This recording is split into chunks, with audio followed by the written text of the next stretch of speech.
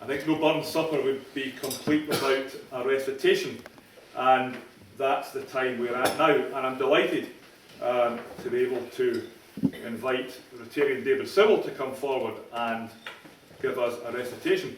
David's a member of the Cast of Stirling Club. No, I don't know why either, but he is. He's in great demand throughout the country and indeed elsewhere as a speaker, and particularly as a speaker at Burns events. He's spoken up and down the country. He's spoken as far south as Nairobi. He's spoken in California. He tells me they don't really like him in the Far East. Nobody's invited him to the Far East yet, but he's working on that. He tells me that his website has recently been taken down by his internet service provider.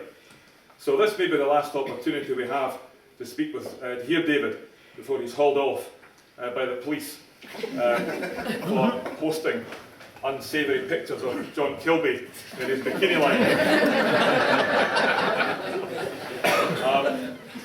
We are really very fortunate that David's been able to fit us into his very busy schedule, and I'm looking forward to hearing David give us his recitation this evening. David Sewell.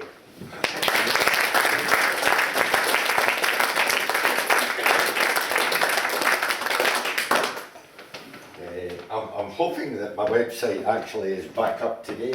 It was taken down because it spiked so much with people trying to get onto it. It had gone over its bandwidth.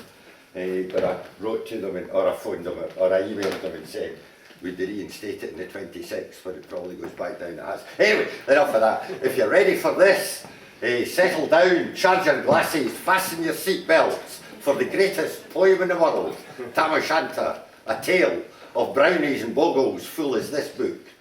When Chapman billies leave the street and drouthy neighbours meet, as market days are wearing late and folk begin to thank the gate, while we sit, boozing at the nappy and getting fou and unco happy, we think na in the lang Scots miles, the mosses, waters, slaps and stiles that lie between us and our hame, where sits your sulky, sullen dame, gathering her brews like gathering storm, nursing her wrath to keep it warm.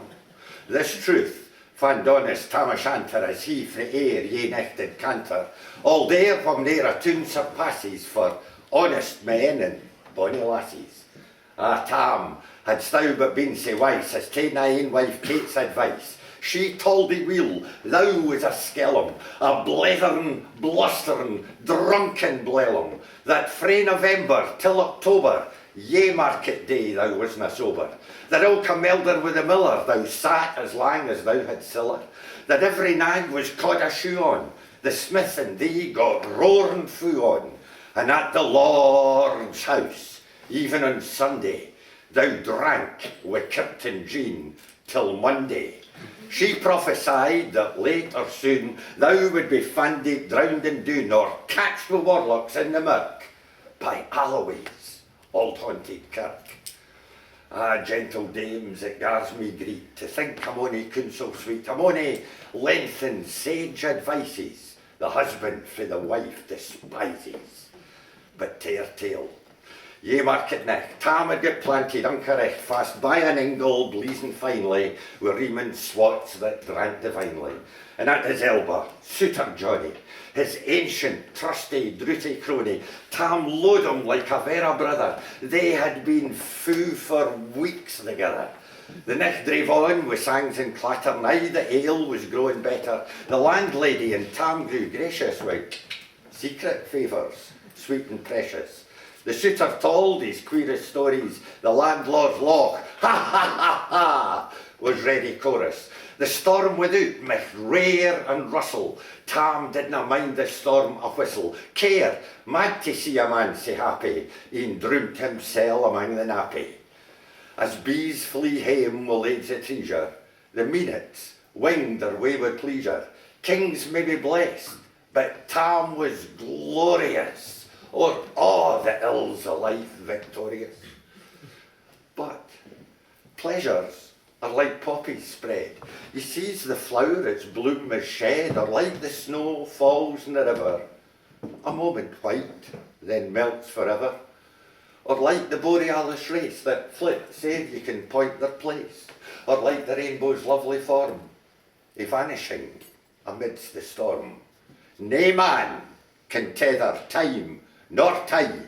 The hour approaches, Tam mun ride. That hour on X black arch the key stayed, that dreary hour Tam mounts his beast in, and sick a necht he takes the road in, as ne'er pair sinner was abroad in. The winds blew as 'twould blown their last, the rattling showers rose in the blast, the speedy gleams the darkness swallowed, loud deep and lang the thunders bellowed. That necht a child might understand, the deil had business on his horn.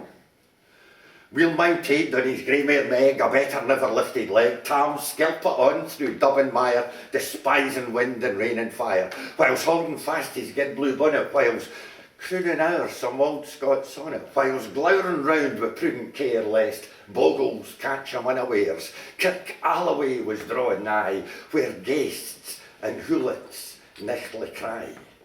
But this time he was crossed the ford wherein the snaw the chapman smoored, and past the birks and Meeklestane where drunken Charlie bracks next bane, and through the winds and by the cairn where hunters fand the murdered bairn, and near the thorn aboon the well where Mungo's mother hanged herself.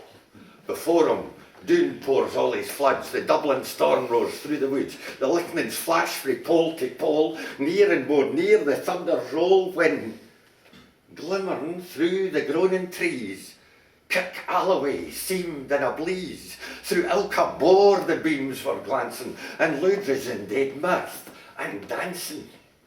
Inspiring bold John Barleycorn, what dangers thou canst make us scorn, with Tipney we fear nae evil, with Uskaba we'd face the devil. The swat sae reamed in Tammy's noddle, fair play he caredna deals a boddle, but Maggie stood, recht sair astonished, till by the heel and hand admonished, she ventured forward on the licht, and wow, Tam saw an unco sicht. Warlocks and witches in a dance, nae cotty young brent new fae France, but hornpipes, jigs for spaes and reels, put life and metal in their heels. A winnock bunker in the east, there sat old Nick in shape of beast, a towsy tyke, black, grim and large, to gie them music was his charge. He screwed the pipes and gat them skill, till roof and rafters odded diddle. Coffins stood ruined like open presses that showed the dead in their last dresses, and by some devilish cantrip slicht, each in its called horn held a licht, but which heroic Tam was able to note upon the haly table, a murderer's banes and gibbet airns.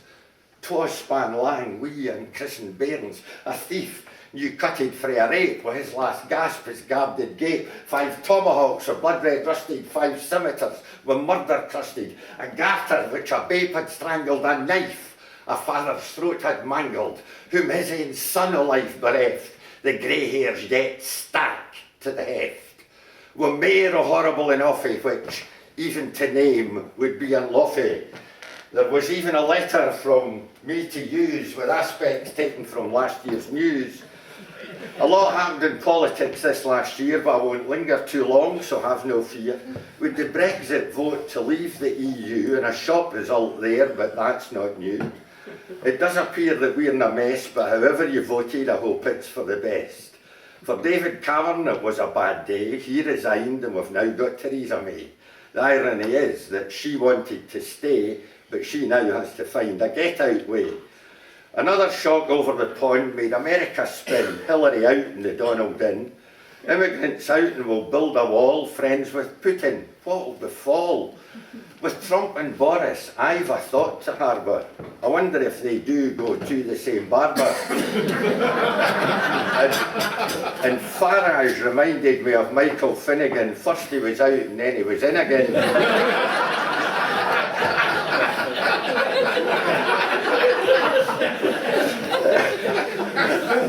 It wasn't all bad though. The Queen turned 90, and Shakespeare had his 400th birthday. Olympic Games at Rio were a success. Adrian Bolt was there to impress. The downside was when the pool water turned green, it was blamed in a Russian submarine. They weren't there, branded like thugs, caught red-handed for taking drugs. Now I've got to explain that, you see. Russians caught red-handed. Get it? Right? Good. With it. Sir Andrew Murray's the pride of Dunblane, got to mention him here. It'll be a while before we see his lights again. Tim Peake returned after 6 months' duration, living life aboard the International Space Station. And did you hear of the Moggy, which wasn't a stray? It walked into the Foreign Office and decided to stay. I don't think this makes it a diplomat, but Palmerston, its name, is a diplocat. Those not with us grab their attention, the celebs who've gone too numerous to mention. Sometimes life is a paradox. Mohammed, Bowie, Wogan and poor Joe Cox. And Castro's gone, but here I ain't, proclaiming him either sinner or saint. I'll end on a lighter note. Strictly Dancing and Say Ed Ball's antics were not entrancing. And I wonder, will current affairs ever get any better? I think I should just put away this letter. But if Burns was alive and well today on these things, I'm sure he'd have something to say. So let's return to Alloway Kirk, to the Holy Table and the Gory Dirk. As Tammy glowered, amazed and curious, the mirth and fun grew fast and furious. The piper lewd and lewder blew, the dancers quick and quicker flew. They reeled, they set, they crossed, they took it to Lilka Carolyn, Swat and Rika and Custer Duddies to the back, and Linka at it in her sack. Ah Tam, had they been queens, all plump and strapping in their teens, their sacks, instead of cushy flannin been, snow white 1700 linen, this kilt of mine, a bonny tartan that my wife says I'm awfully smartin'. I would have given it half my hardies for ye blink of the bonny birdies, but withered beldams, old and droll, rig woody hags that would spin a foal, louping and flinging on a crummock, I wonder didna turn thy stomach. But Tam kent what was what fu brawly, there was ye when some wench in Whaley, that nicht enlisted in the corps, lang after kenned in Carrick shore. Fu mony a bonny beast to dead, she'd shot and perished mony a bonny boat, and shook baith meikle corn and beer, and kept the countryside in fear. Her cutty sark, o Paisley Harn, that while a lassie she had worn, in longitude, though sorely scanty, it was her best and she was vaunty. Ah, little kenned thy reverend granny, the sark she coughed for her wee nanny, wi' 12 Scots, 'twas o' her riches, would ever graced a dance o' witches. But here, my muse, her wing on course, it flichts as far beyond her poor, to sing how Nanny laugh and flang, a supple jad she wasn't strang, and how Tam stood like yin bewitched, and thought he's very een enriched, een Satan glowered and fidged fu fain, and hotched and blew with micht and main, till first, yeke for sign another, Tam tint his reason altogether, and roars out, well done, cutty sark! And in an instant, all was dark, and scarcely had the Maggie rallied when out the hellish legion sallied. As bees was out with angry fight when plundering herds a sailor bite, as open pussy's mortal flows when pop she starts afore their nose, as eager runs the market crowd when catch the thief resounds aloud. So Maggie runs, the witches follow, with Murray and Eldritch screech and hollow! Ah Tam, thou get thy fare, and hell they'll roast thee like a hern. In vain thy Kate awaits thy coming, Kate soon will be a woeful woman. Now do thy speedy up, Miss Megan, win the keystone of the brig. There at them thou thy tail may toss, a running stream they dorn across. But ere the keystone she could make, the faint a tail she had to shake, for Nanny, far before the rest, hard upon noble Maggie pressed, and flew at Tam with furious ettle. But little wished she Maggie's mettle. Ye spring, brocht off her master hail, and left a hint, her ain grey tail. The carlin clocked her by the rump, and left poor Maggie scarce a stump. Now wha this tale of truth shall read, ilk man and mother son, tak heed. When ere to drink ye inclined, or cutty sarks run in your mind, think, you may buy the joys our dear, remember Tam Mayor.